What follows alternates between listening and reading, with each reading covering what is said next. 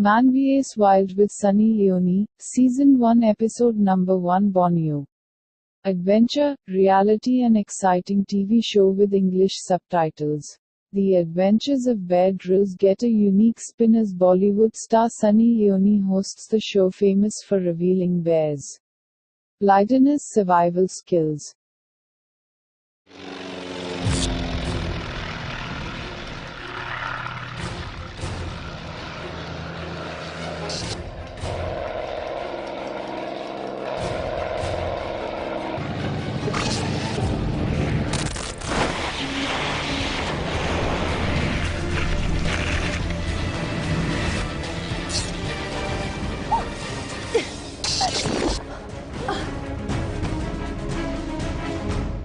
Parachute कहीं भी land कर सकते हैं। पानी, जमीन, जंगल सब इसके लिए एक जैसे होते हैं। मुझे इस जंगल में लाके फंसा दिया।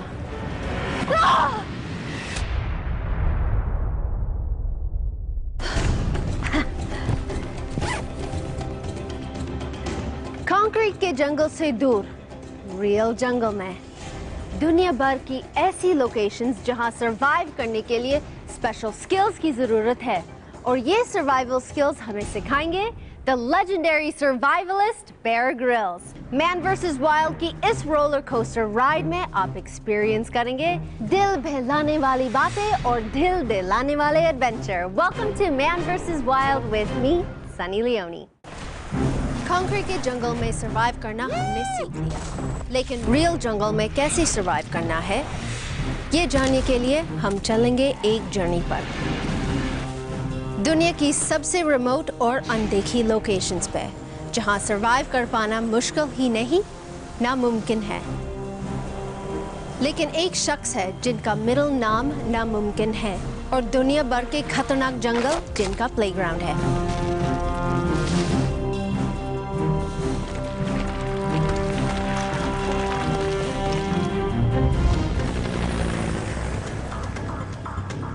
बोर्नियो दक्षिण पूर्वी एशिया में है।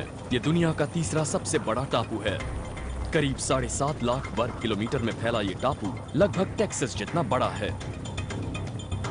खतरनाक पहाड़ों और बेहद घने जंगल से ढकी इस जगह पर कमाल के जानवर और पेड़ पौधे हैं। दुनिया के पेड़ पौधों और जानवरों की कुल प्रजातियों में से आधी इन जंगलों में मिल जाती हैं। यहाँ हजारों ऐसे जीव और पेड़ पौधे हैं जो आपको दुनिया में कहीं और नहीं मिलेंगे। इसका मतलब है मेरे सामने बिल्कुल नई तरह की चुनौतियाँ होंगी। पर गलती मत करना, जो चीजें इस जगह की खासियत हैं, वही एक चूक होने पर आपके लिए जानलेवा साबित हो सकती हैं। कुछ साल पहले एक जर्मन हाइकर बोर्नियो के इन्हीं जंगलों में भटक गया था, तो उसकी लाश ढूंढने में कई महीने लग गए। भूख से उसकी मौत हुई थी। मैं आपको सिर्फ इस जगह पर बचना ही नहीं, यहाँ से जिंदा बच निकलने का तरीका बताऊंगा। बेयर ग्रिल्स जा रहे हैं बोर्नियो के घने जंगल में, जहाँ आज तक बहुत कम लोगों ने कदम रखा है। हमें उस तरफ जाना है। हेलीकॉप्टर को वापस घुमा लो। ओके बेयर, हम उस जगह पर पहुंच रहे हैं जहाँ हर मोड़ पे जान का खतरा है, जहाँ मुसीबत किसी भी शक्ल में आ सकती है। कभी जमीन, कभी पानी, कभी जंगली जानवर, तो कभी मौसम। जब कहीं पर हेलीकॉप्टर के उतरने लायक जगह ना हो, तब सेना के जवान रस्सी के सहारे नीचे उतरते हैं। जहां एक छोटी सी गलती जिंदगी की आखिरी गलती साबित हो सकती है। वैसे तो मैं इस तरह से उतरने से पहले रस्सी को नीचे छोड़ देता हूँ, फिर उससे उतरता हूँ, लेकिन यहाँ ऐसा नहीं कर सकता। इसीलिए मैं रस्सी को मेरे कूल्हे से बंधे एक बैग में रखकर उससे झूलते हुए पेड़ों तक पहुँचूंगा।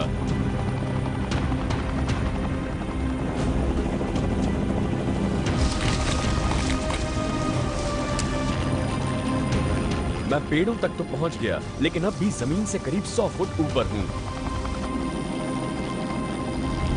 अगर किसी को हेलीकॉप्टर से जंप करना है तो कैसे करेंगे? As they say, kids are not allowed, adults use a parachute, and legends land on top of a 100-foot tree.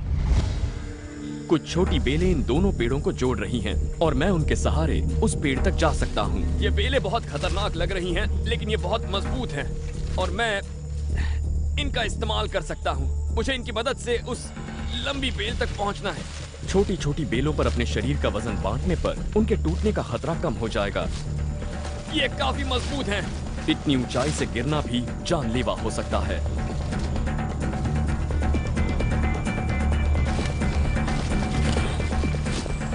Okay, इस टहनी तक तो आ गया। ये वाली बाकी की टहनियों से मजबूत लग रही है। बढ़िया। ये देखिए, ये बेल काफी मोटी है। इसी को पकड़ता हूं।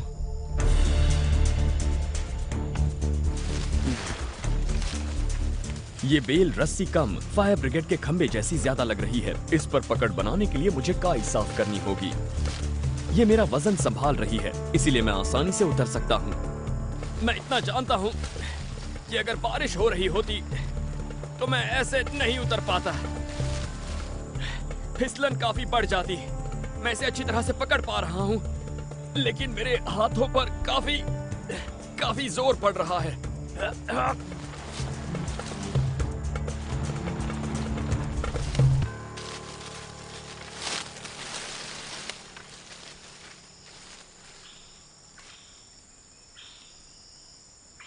काफी ऊंचा था ये।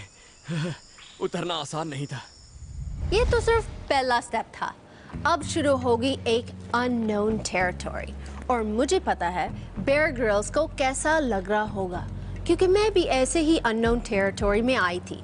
एक ग्लैमरस जंगल जिसका नाम है बॉलीवुड।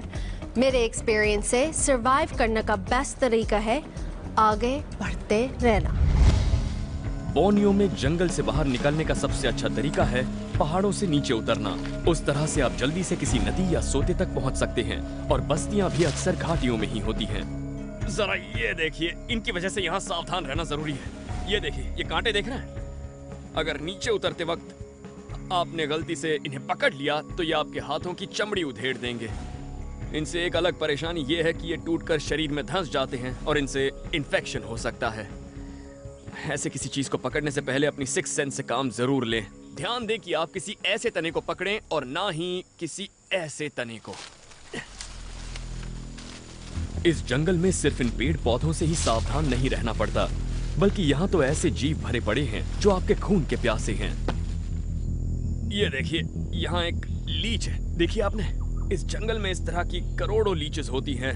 देखिए ये कैसे ऊपर चढ़ने की कोशिश कर रही है। अब इसे मेरी गंध मिल गई है, और अगर मेरी खाल से ये चिपक गई तो मेरे शरीर में ऐसा एंटीकोएगुलेंट छोड़ देगी जिससे मेरा खून जमेगा नहीं, और फिर लगातार खून बहता ही रहेगा।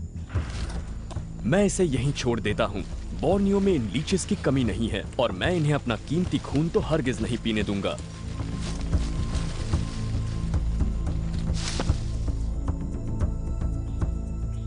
वाओ, ये गुफा तो बहुत बड़ी है। ये शायद पानी की वजह से बनी होगी। मैं इसके अंदर जाने की कोशिश करता हूँ। हो सकता है मुझे वहां से नदी की ओर जाने का रास्ता मिल जाए। नीचे तक जाने का भी एक आसान रास्ता है। वो जो मोटी बेलें हैं वो गुफा के तल तक नीचे गई हैं, लेकिन उसके अंदर जाने के लिए मुझे पहले रोशनी का इंतजाम करना होगा। अच्छी मशाल बनाने के लिए जलने लायक कोई अच्छी चीज चाहिए, और इस जंगल में ऐसी चीजों की कोई कमी नहीं है। ये देखिए, ये एक डैमार का पेड़ है। इसके रस से इसे पहचाना जा सकता है। देखिए कितना रस निकल रहा है। और फौजी ऐसी चीज को जंगल हेक्सी कहते हैं, क्योंकि जंगलों में मशाल बनाने के लिए उन्हें भी ऐसी ही चीज दी जाती है। इसे एक बार जलाने पर यह काफी देर तक जलता रहता है। ये मशाल के लिए सही रहेगा। ये रस बहुत काम की चीज है। इसके साथ मुझे बांस का ये टुकड़ा भी मिल गया है, इसीलिए मैं एक मशाल बना सकता हूँ। मुझे बांस के इस टुकड़े को एक तरफ से थोड़ा छीलना है, फिर मैं इसमें ये रस भर दूंगा। इसके साथ बांस को भी थोड़ा जलाना पड़ेगा, वरना ये बुझ जाएगा। और एक बार ये पतला हो जाए तो फिर इसके अंदर ये जंगल हेक्सी ठूंस दीजिए अच्छी तरह से। बढ़िया। ओके, अब ये गुफा के अंदर काफी देर तक जलता रहेगा, लेकिन आग जलाने के लिए मुझे थोड़ी सी लकड़ी भी चाहिए, और उसके लिए मैं सूखे बांस का इस्तेमाल करूंगा। अपने चाकू से इसे बाहर से खुरच लीजिए और उसकी छीलन जमा कर लीजिए। ये देखिए, अब ये अच्छी तरह से सुलग जाएगा। मेरे पास अब सारा सामान है। ऐसी जगह पर जान बचाने के लिए पहले से ही सब सोच लेना जरूरी है, और यहाँ मिलने वाली हर चीज का पूरा इस्तेमाल कीजिए। क्या बात है, राटान की बेल। इसे देख रहे हैं आप? ये मेरे काम आएगी। कमाल की बेल है। बहुत ही लचीली होती है। ये बहुत ही मजबूत भी है और इसका इस्तेमाल रस्सी की तरह भी किया जा सकता है। बोर्नियो में करीब 150 किस्म के राटान मिलते हैं। स्थानीय लोग इसका इस्तेमाल कुछ बांधने के लिए रस्सी की तरह करते हैं। ये काफी लंबी लग रही है और मैं इसे पेड़ के तने से लपेट देता हूँ और घिसकर इसे थोड़ा नरम कर लेता हूँ। इस तरह से इसके रेशे मुलायम हो जाते हैं, जिससे इसे लपेटने में आसानी होगी। फैसले की घड़ी आ गई।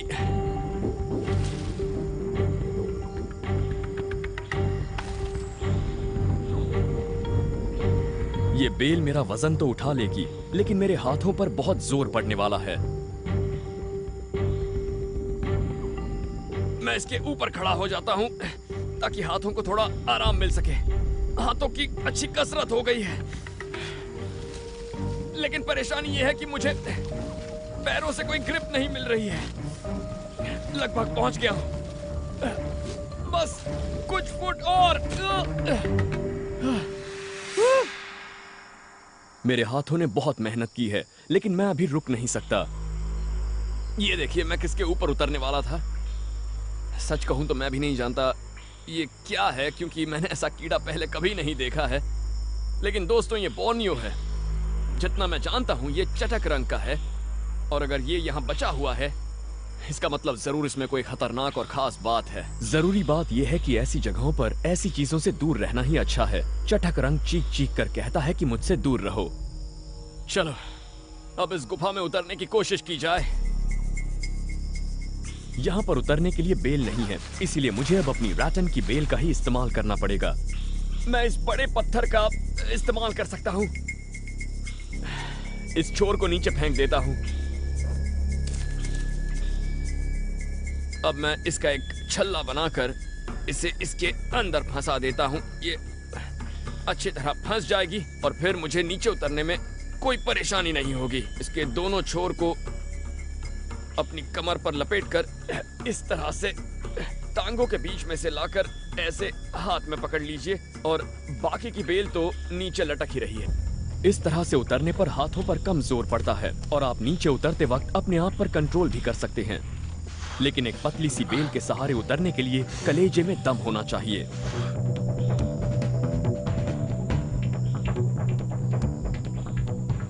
मुझे और 20 फुट नीचे जाना है।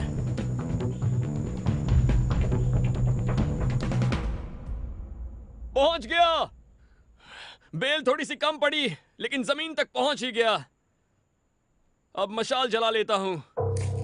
बांस की ये छीलन मेरे स्ट्राइकर से आसानी से जल जाएगी। एक बार आग पकड़ ले तो थोड़ी देर में रस भी गर्म होकर जलने लगेगा। ये देखिए मशाल जलने लगी है। दुनिया में दो तरह के लोग होते हैं, एक जिन्हें अंधेरे से डर लगता है और दूसरा बेयर ग्रिल्स, अंधेरे का दुश्मन। Bear Grylls LED lights and bulbs. ये जगह बहुत अजीब सी है। थोड़ी देर ये मशाल पकड़ लो। ये बेल लपेट लेता हूँ। यहाँ बहुत बदबू है। ये चमगादड़ की पीठ है, जमीन पर हर तरफ फैली हुई है। बहुत बदबू है, और यहाँ पर मांस खाने वाले कॉकरोचेस भी हैं।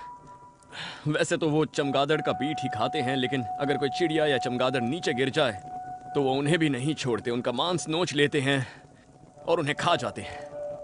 अब इसे समेटकर हम गुफा से बाहर निकलने का रास्ता ढूंढते हैं। यहाँ अचानक ही डर लगने लग गया है। जंगल में वैसे तो कई तरह की आवाजें सुनाई देती हैं, लेकिन यहाँ पर फिलहाल बिल्कुल सन्नाटा है।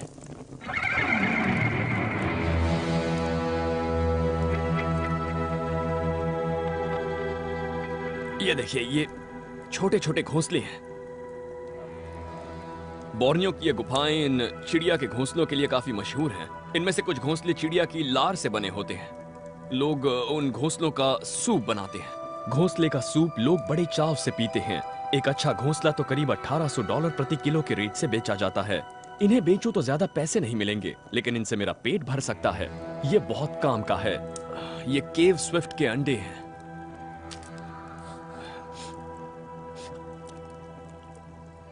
ये वाला सड़ा हुआ नहीं है, मैं इन्हें खा सकता हूं। ये खराब है। ताजा अंडों से काफी प्रोटीन और फ्लूइड मिल जाता है। मुझे भरपेट खाना तो नहीं मिला, पर जो मिला वो अभी के लिए काफी है। चलिए आगे चलते हैं। बोर्नियो गुफाओं के विशाल जाल के लिए जाना जाता है। इस तरफ रास्ता बंद है, वहां कोशिश करते हैं। बोर्नियो में गुफाओं का एक जाल तो करीब 290 किलोमीटर में फैला हुआ है। जमीन के नीचे मौजूद उस गुफा के बहुत बड़े हिस्से की खोज अब भी जारी है। इस कीचड़ में बहुत ज्यादा फिसलन है। जैसे ही मैं इस नई गुफा में पहुंच गया, मुझे पानी की हल्की सी आवाज सुनाई देने लगी। सामने रोशनी नजर आ रही है, चलो चलते हैं। जमीन के नीचे देर तक रहने पर सिर भारी होने लगता है। सामने रोशनी दिखे तो हमेशा राहत मिलती है। चलो यहां से बाहर निकलते हैं। वाह क्या नजारा है। उजाले तक पहुंचने के लिए अंधेरे से तो गुजरना ही पड़ता है। यही दुनिया का नियम है। सनी की फिलॉसफी। मुझे जंगल की यही बात सबसे ज्यादा पसंद है। कई बार हम ऐसी जगह पर पहुंच जाते हैं जहां हम बिल्कुल अकेले होते हैं, जहां कभी कोई इंसान शायद ही पहुंच पाया हो। ऐसा मौका कभी कभी ही मिलता है। देखिए इसे, और यहां तो पानी भी नजर आ रहा है। मेरे लिए ये बहुत अच्छी बात है। हम इसके सहारे यहां से निकल सकते हैं। ये हमें किसी नदी तक ले जाएगा और नदी के किनारे हमें बस्तियां मिलेंगी। लेकिन थोड़ा रुक जाते हैं, पहले इस नजारे का मजा लेते हैं।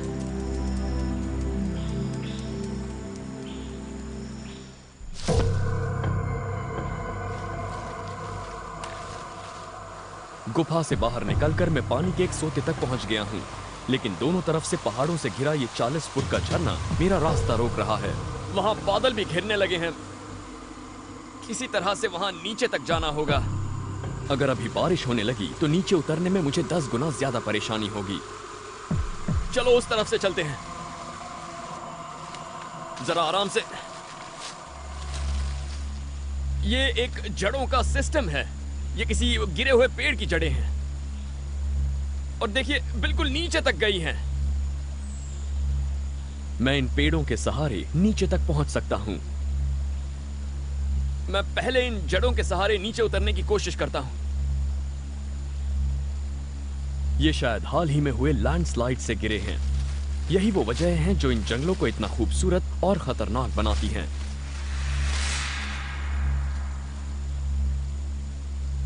यहां थोड़ी सी जगह है, मैं खड़ा हो सकता हूं। जरा नीचे झांक कर गहराई देखिए। मैं भी वहां तक पहुंचने की कोशिश कर रहा हूं। दूसरी तरफ से ट्राई करता हूं। ये पेड़ हाल ही में गिरे हैं, इसीलिए तने मजबूत होने चाहिए। अगर पेड़ ज्यादा वक्त से गिरे हों तब थोड़ा डर रहता है। हो सकता है कि वो सड़ गए हों और पैर रखते ही टूट जाएं।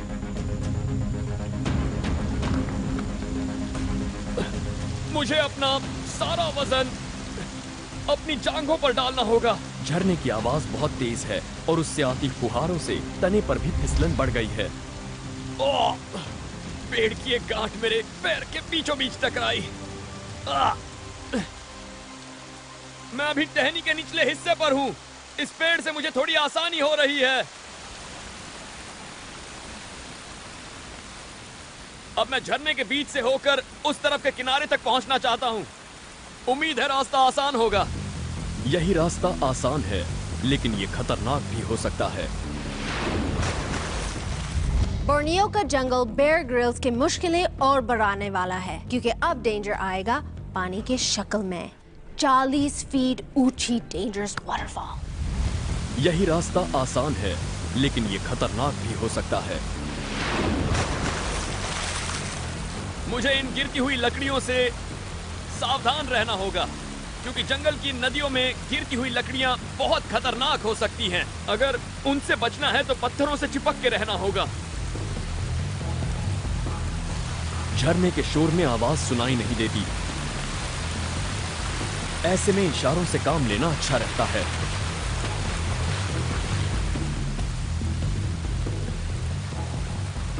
बहुत तेज पानी है। ओके, कम से कम हमने नहा तो लिया। चलो नीचे की ओर बढ़ते हैं।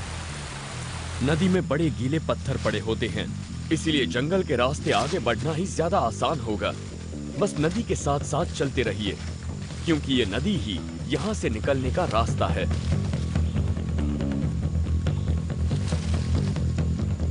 मेरे साथ साथ रहो। वाह, वाकई अगर दुनिया में कोई ऐसी जगह है जहां आप अपने आप को बहुत ही छोटा महसूस करने लगते हैं तो वो यही है। चारों ओर ऊंचे पहाड़, तेज झरने और आसमान छूते पेड़ों से आप घिरे हुए हैं। कमाल है।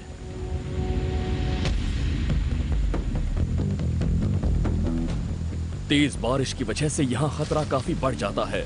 जंगल तो घना है ही, इसलिए यहाँ रोशनी भी कम है।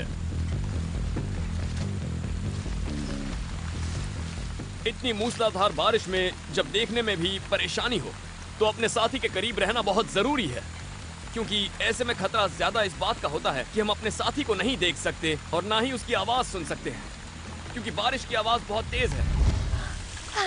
मेरे लिए बारिश बहुत अच्छा बहाना है। जैसे ही बारिश शुरू होती है मैं अपने प्लान्स कैंसिल कर देती हूँ। बेयर ग्रिल्स के पास ऐसा कोई ऑप्शन नहीं है। जंगल में नेचर का प्लान चलता है। इससे पहले कि बारिश शुरू हो बेयर ग्रिल्स को नदी तक पहुंचना होगा। मैं जानता था कि यहाँ काफी बारिश होगी। यहाँ साल में 280 दिन बारिश हो सकती है, पर ऐसी बारिश तो हौसला तोड़ देती है। ये तो बहुत बड़ी मुसीबत है। मेरा ऐसा मानना है कि दूसरी जगहों के मुकाबले जंगल हमें शारीरिक और मानसिक रूप से ज्यादा थका देते हैं। मानो हर चीज आपके जान की दुश्मन हो। जब मैं किसी ऐसी मुश्किल जगह में फंसता हूं तो अपने आप से एक ही बात कहता रहता हूं। सुनने में थोड़ा अजीब लगेगा, लेकिन मैं खुद से कहता हूं कि मैं कर लूंगा, मैं कर लूंगा, मैं कर लूंगा। जंगल से लड़ने का ये मेरा अपना तरीका है। लेकिन इस बात में कोई शक नहीं कि ऐसी बारिश हौसला तोड़ देती है। इतनी तेज बारिश होने लगे तो नदियां भी कुछ ही घंटों में उफनने लगती हैं। इसी वजह से जंगल की नदियां बेहद खतरनाक होती हैं। ये नदियां देखते ही देखते किसी मालगाड़ी जैसी बन जाती हैं, बिल्कुल तेज। बारिश का पानी इतनी तेजी से बहता है कि नदी को पार करना मुश्किल हो जाता है। अगर वो गिरी हुई लकड़ी बही तो अपने रास्ते में आने वाली किसी भी चीज को बहा ले जाएगी। दूसरी तरफ से नीचे उतरते हैं। इस तूफानी नदी को पार करने का ऑप्शन तो गया, लेकिन बोर्नियो का ये जंगल और क्या क्या चैलेंजेस देने वाला है ये देखना बाकी है। जंगल मेरा पीछा छोड़ने को तैयार नहीं है।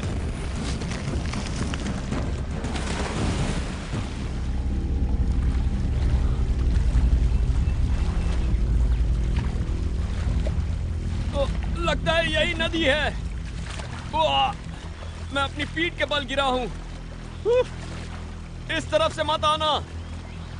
किसी हादसे के बाद 2 पल रुककर दम ले लीजिए, फिर जब आगे बढ़ने लायक हो जाएं, तभी आगे बढ़िए। सच में पीठ में बहुत दर्द हो रहा है, क्योंकि मैं पीठ के बल गिरा था। पीठ के बल गिरने पर चोट तो लगी है, लेकिन चोट ज्यादा नहीं है। हाँ, एक लीच जरूर चिपक गई है। सबसे अच्छा तरीका है कि इसका सिर पकड़िए और इसे ऐसे निकाल दीजिए। इसे मसल देता हूं। जरा ये खून देखिए, इसने मेरा खून चूसना शुरू भी कर दिया था। मैंने उसे उसी वक्त निकाल दिया, पर इतनी जल्दी निकालने के बाद भी जख्म हो गया। ये हमारे शरीर में एंटीकोएगुलेंट छोड़ते हैं, जिससे खून जमता नहीं, बस लगातार बहता रहता है। देखिए मेरे शर्ट पर भी कितना खून लगा हुआ है। यहाँ पर एक पौधा मिलता है जिससे खून बहना रुक सकता है। अगर वो मिल जाए तो मुझे बहुत फायदा होगा। मुझे तलाश है मेलास्टोमा पौधे की। वो पतली पत्तियों और लाल तने वाला एक पौधा होता है। वो अक्सर धूप वाले नदी किनारों पर उगता है। जब ये पौधा मिल जाए तो आप इसकी कुछ नई पत्तियां तोड़ लीजिए और उन्हें चबाकर थोड़ा सा क्रश कर लीजिए। फिर आप ये गूदा सीधा जख्म पर लगा दें, जिससे खून का बहना रुक जाएगा और ये जख्म जल्दी भर भी जाएगा। चलिए अब आगे चलते हैं। नदी के सहारे आगे बढ़ना बहुत अच्छा रहता है, लेकिन इसका ये मतलब नहीं कि आप तेजी से उसे पार भी कर जाएंगे। इन गीले पत्थरों पर काई जमा है, इसलिए यहाँ टखने टूटने का भी खतरा है। अच्छा होगा कि आप रास्ते को छोटी छोटी दूरियों में बांट लें और उन्हें तय करने के बाद भूल जाएं। इस तरह से थोड़ा वक्त तो लगेगा, लेकिन यकीन मानिए जंगल के बीच से गुजरने से ये तरीका बेहतर है। बोर्नियो के जंगल में एक प्लेन क्रैश सर्वाइवर को 5 दिन लग गए थे सिविलाइजेशन तक पहुंचने में। पता है उसने 5 दिन में कितनी दूरी तय की? 5 किलोमीटर से भी कम।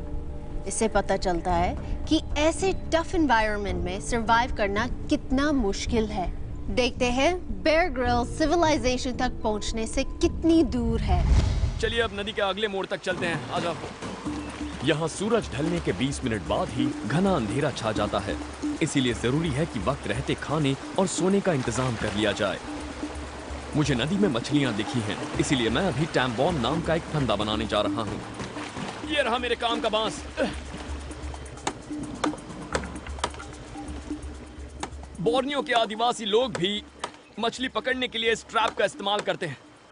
ये मछली पकड़ने का तेज और असरदार तरीका है और इसमें चारे की भी जरूरत नहीं। भूख से मरने से तो अच्छा है ये बना लो। इसे बनाना आसान है और इसे बनाने के लिए जो चाहिए सब यहाँ मौजूद है। ओह ये देखो, ये बढ़िया बांस है और इसमें पानी भी है।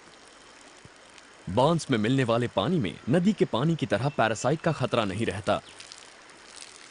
यहाँ इतनी गर्मी है, जहां भी पानी पीने का मौका मिले उसे गंवाना नहीं चाहिए।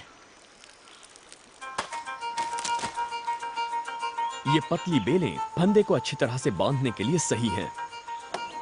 पहला काम है बांस को बीच से काटना, ताकि मैं इसे खोखला बनाकर एक पाइप जैसा बना सकूं। तो अब मेरे पास एक खोखला पाइप है। पानी इसके अंदर से बहेगा और शायद मछलियां भी आ जाएं, और उम्मीद है मैं कुछ पकड़ लूंगा। अब बांस के दूसरे टुकड़े को चीरकर मैं इसे एक जाल जैसा बना रहा हूं। अब इसे मैं इसके अंदर डालकर ऊपर से अच्छी तरह बांध लेता हूं, ताकि ये नदी के बहाव से निकल ना जाए। अब मैं इसे नदी में रखकर कुछ पत्थरों से दबा देता हूं। पानी इसके अंदर से बहेगा और उससे पाइप के अंदर एक सक्शन बनेगा। अगर नदी के इस हिस्से में कोई भी मछलियां आती हैं इस पूरे इलाके में, तो वो इसके अंदर से बहेंगी और फिर वो इसमें फंस जाएंगी, वो भाग नहीं पाएंगी। जब मिलिट्री में सर्वाइवल के बारे में सिखाते हैं तो सबसे पहले यही बताते हैं कि मछलियां प्रोटीन का सबसे अच्छा सोर्स होती हैं और उन्हें आसानी से पकड़ा जा सकता है। मुझे इसे बनाने में 15 मिनट लगे और ये रात भर यहीं रहेगा। सुबह तक शायद नाश्ते का इंतजाम हो जाए। अरे वाह, बैम्बू के इतने सारे यूज। वाह, बेयर ग्रिल्स मान गए आपको। वाइल्ड में सरवाइव करने के लिए सबसे इंपॉर्टेंट चीजें हैं फूड, वाटर, शेल्टर और फायर। देखते हैं बेयर ग्रिल्स इन सब का जुगाड़ कैसे करते हैं। अब मुझे अपने सोने की जगह का इंतजाम करना है। रात होते ही जंगल की जमीन पर ढेरों जीव और कीड़े मकोड़े निकल आते हैं। यहाँ जमीन पर तो नहीं सो सकता, ऊंचाई पर सोने का इंतजाम करना होगा। मैं यहाँ बोर्नियो के ओरंगुटान्स की नकल करने की सोच रहा हूँ, उनकी तरह पेड़ों पर घोंसला बनाकर। ये पेड़ ठीक लग रहा है।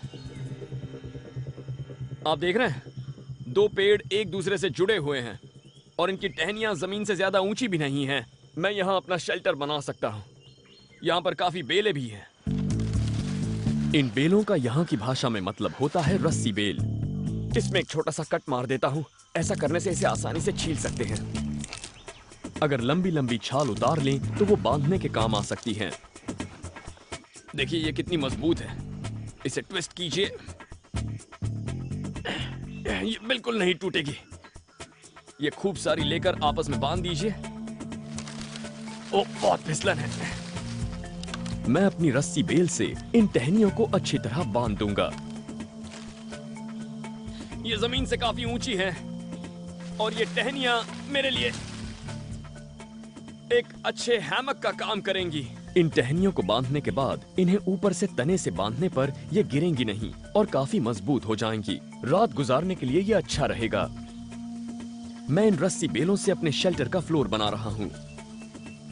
मैं इन बेलों से इन टहनियों के बीच एक जाल सा बुनने वाला हूं और उसके बाद मैं इन टहनियों को पास खींचूंगा और इससे एक अच्छा बिस्तर बन सकता है। यहाँ पर ओरांगुटान भी यही करते हैं, वो टहनियों का एक जाल सा बुनकर अपना घोंसला बनाते हैं। अब इसके ऊपर ढेर सारी पत्तियां डालकर मैं एक आरामदेह बिस्तर बना लेता हूँ। ये सोने का अच्छा प्लेटफॉर्म बन गया है। बढ़िया, अच्छा है। ओके, अब खाने के लिए कुछ ढूंढते हैं। शाम ढलने से पहले खाना ढूंढना सही रहता है। जंगल के कई शिकारी उस वक्त बाहर आते हैं और तब खाने के लिए आसानी से कुछ मिल भी सकता है। ट्री रेसर, ओ पकड़ लिया। पहले इसे पेड़ से खींचना होगा। इसका सिर कहाँ है? ओ, मुझे काट लिया इसने। मुझे बहुत टेंशन हो रही है सांप की। उसे मालूम नहीं है उसने किसके साथ पंगा लिया है। लेकिन आज मैं इसे खाऊंगा। अब मैंने इसका सिर पकड़ लिया है। ओह, मुझे इसे अच्छी तरह से साफ करना होगा। अगर सांप के काटने के बाद आपका हाथ ना थरथराए तो आप इंसान नहीं हैं। ये काम करेगा। जंगली कंद है, ये देखिए। पहले इसे तोड़ता हूं। ये काम की चीज है। ये जंगली पौधा, इसे तोड़ो और इसका रस जख्म पर रगड़ लो। सांप के कांटे पर यह एंटीसेप्टिक का काम करता है। मैं नहीं चाहता मुझे इन्फेक्शन हो। अब इसे पकाने का इंतजाम करता हूं।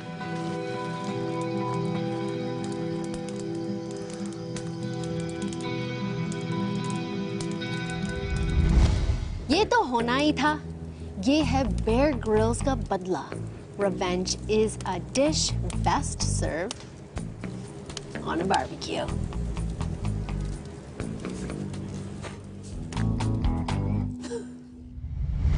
तक तो ये पक चुका होगा।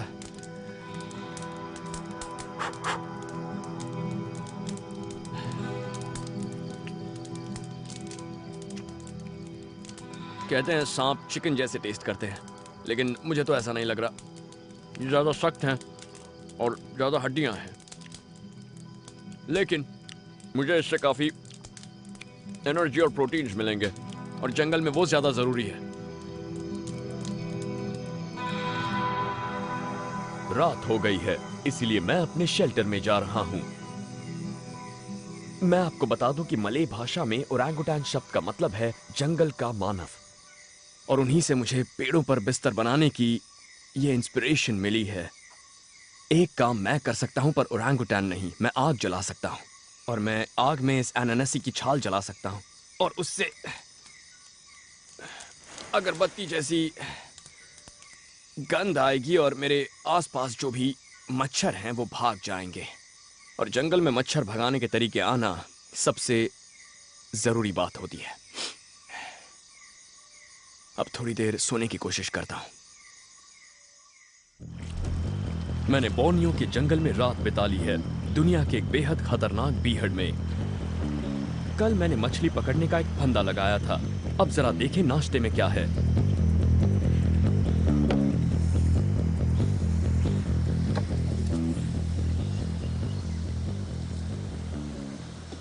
मेरी किस्मत ही खराब है। मैंने सोचा था इसमें एक दो मछलियां तो फंस ही जाएंगी। सारी मेहनत बेकार चली गई। लगता है आज मुझे नाश्ता नहीं मिलने वाला। शायद और फंदे लगाने चाहिए थे। What the fish? एक भी मछली नहीं। इस बात में मुझे एक शेर याद आया है। अर्ज किया है, ट्रैप में एक भी मच्छी नहीं हुई है। Thank you, thank you. Trap में एक भी मच्छी नहीं हुई है।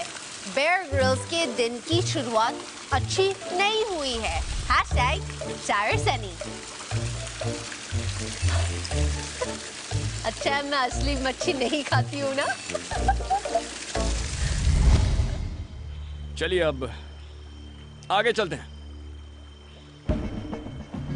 ये बहुत जरूरी है कि निराशा को हावी ना होने दें और अपना हौसला बनाए रखें। इस धारा के साथ साथ बढ़ते बढ़ते कोई बड़ी नदी मिल सकती है और फिर कोई बस्ती भी। अभी अपना पूरा ध्यान इसी बात पर लगाना है।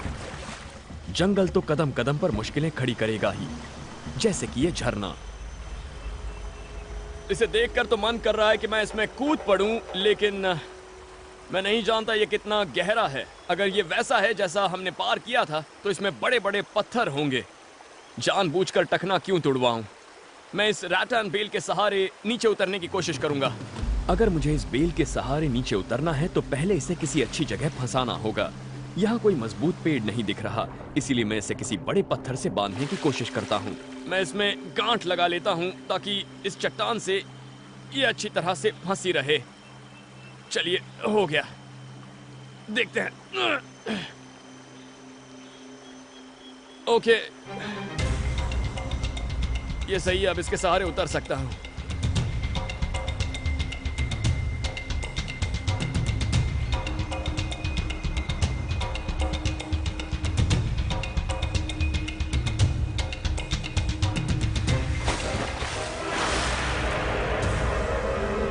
आ जाओ, संभल कर। नदी के आसपास बने रहना एक अच्छी योजना थी, लेकिन इस तरह की तेज धारा को पार करने से पहले ये देखना जरूरी है कि बाहर निकलने का सेफ रास्ता कहाँ है। हम उस पर नहीं चढ़ सकते, सीधी चढ़ाई है और फिसलन बहुत ज्यादा है। चलो इसके ऊपर चढ़कर उस तरफ से उतरने की कोशिश करते हैं। ऐसी जगहों पर भी ज्यादा देर तक गीला रहने पर शरीर की गर्मी कम होने लगती है और उससे ठंड लगने लगती है और थकान आती है। ज्यादा थकान से बचने के लिए अच्छा है कि सूखी जमीन पर लौट आएं। चलो आ जाओ, आ जाओ। लेकिन ध्यान रहे कि आप नदी से ज्यादा दूर ना जाएं। उसके आसपास चलते रहने पर ही आप उसकी आवाज सुनते रहेंगे और उसके सहारे चलते हुए किसी बड़ी नदी तक पहुंच सकते हैं। वो देखिए, वो जंगल की उफनती नदी है और मुझे उसी की तलाश थी। लगता है कि इसमें पानी काफी बढ़ गया है। ऐसी नदी में राफ्ट बनाकर धारा के साथ चलो तो पूरे चांसेस हैं कि आप किसी गांव या शायद सागर के किनारे तक पहुंच जाएं। यही सबसे अच्छा तरीका है।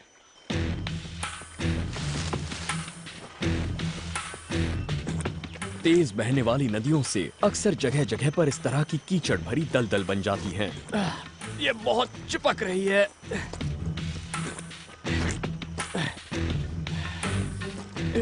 अब किसी ठोस जगह से ऊपर चढ़ने की कोशिश करता हूं।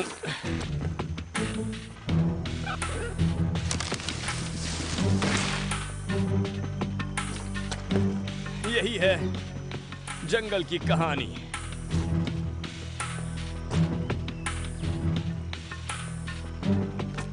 मैं यहां पर पैर मारकर उसी तरह रास्ता बना रहा हूं जैसे बर्फ पर बनाते हैं। बस फर्क इतना है कि यहां मिट्टी है। जंगल की गर्मी और उमस में हम जल्दी ही बहुत थक जाते हैं। ऐसा करने का सही तरीका यह है कि आप एक एक कदम करके आगे बढ़ें। उन बांस तक पहुंचना मेरे लिए जरूरी है। आखिर पहुंच गया। चलिए अब थोड़ा बांस काटते हैं। राफ्ट बनाने के लिए बांस बहुत अच्छे होते हैं। इसमें हवा इन खोखले हिस्सों में भरी होती है, इसीलिए ये आसानी से तैरते हैं। ओके, ये काफी भारी भी होते हैं, इसीलिए मैं चाहता हूं कि कटने पर ये सीधा वहां नदी के पास गिरें। इसके बाद मैं इसके ऊपर के पतले हरे हिस्से को काट कर उसके छोटे छोटे टुकड़े कर दूंगा और उससे अपनी राफ्ट बना लूंगा। उस तरफ से काटना शुरू करें जिस तरफ आपको इसे गिराना है। बांस को इस तरफ से काटना आसान है और इसीलिए खांचा भी आराम से बनेगा। लेकिन अगर आप ताजा बांस काटेंगे तो कम से कम इतना तो तय है कि वो सड़ा हुआ नहीं होगा।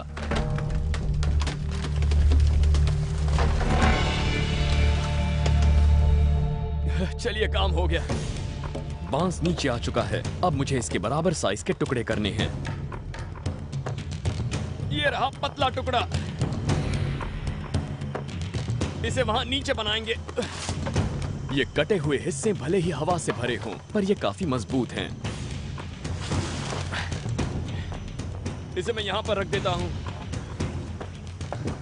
एक बार इन खंभों पर रैटन की बेल से डंडे बांध दिए, तब इसे जमीन पर हिला पाना भी मुश्किल होगा। और अब ये काफी मजबूत है। यही चीज मैं इस तरफ भी करने वाला हूं। बढ़िया। अपनी राफ्ट को पानी में चलने लायक बनाने के लिए आप उसके लिए 2 प्लेटफॉर्म बनाएं। अब मैं इसे इसके ऊपर रख देता हूं। अब इन्हें एक साथ बांध दें। ये लंबा पतला राफ्ट तेज बहती नदी में काफी मददगार साबित होगा। अगर ज्यादा चौड़ा राफ्ट बनाएंगे तो हो सकता है वो पलट जाए और फिर आप डूब सकते हैं। तो आपको अपना राफ्ट लंबा और पतला बनाना होगा, तो तेज धारा में भी कोई परेशानी नहीं होगी। ओके, पता नहीं रॉयल नेवी के मेरे दोस्त इसके बारे में क्या कहेंगे, लेकिन मैं अपने राफ्ट से खुश हूं। अब बस एक पैडल चाहिए। बांस को बीच से चीर दीजिए और उसे काटकर पैडल का आकार दे दीजिए। ये कोई रेस तो नहीं जितवाएगा, लेकिन काम बन जाएगा। अब इसे उतारते हैं पानी में।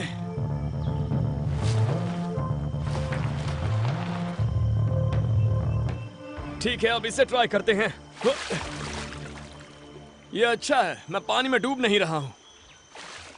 मैं आपको लेकर आई हूँ बोर्नियो के जंगल में, जहाँ बेयर ग्रिल्स को एक के बाद एक चैलेंजेस को फेस करना पड़ा है।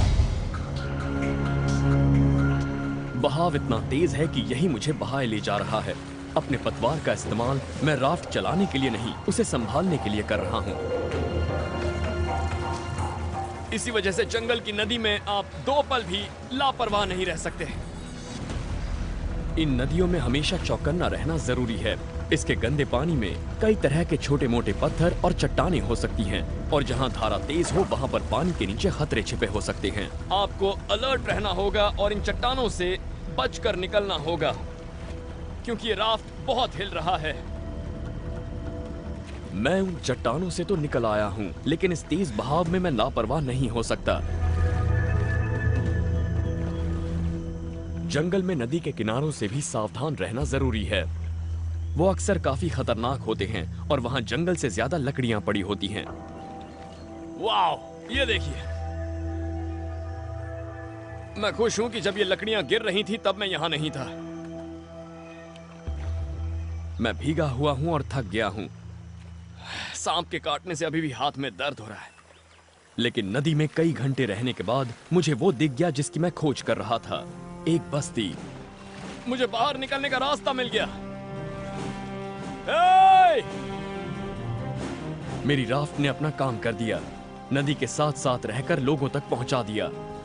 मैं उन नावों की ओर जाता हूं। बोर्नियो के जंगल की तमाम चुनौतियों का सामना करने के बाद अब मुझे सीधा घर जाना है।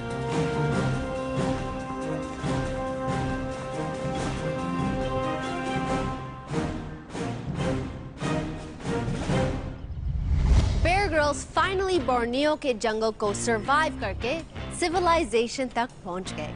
चैलेंजेस से भरी हुई इस जर्नी में बेयर ग्रिल्स ने हमें सिखाई सर्वाइवल स्किल्स। इसी तरह की जर्नी पे हम फिर से चलेंगे, जहां मेरे साथ होगी थोड़ी सी मस्ती और बेयर ग्रिल्स के साथ होगा ढेर सारा adventure. See you next time on Man vs. Wild with me, Sunny Leone.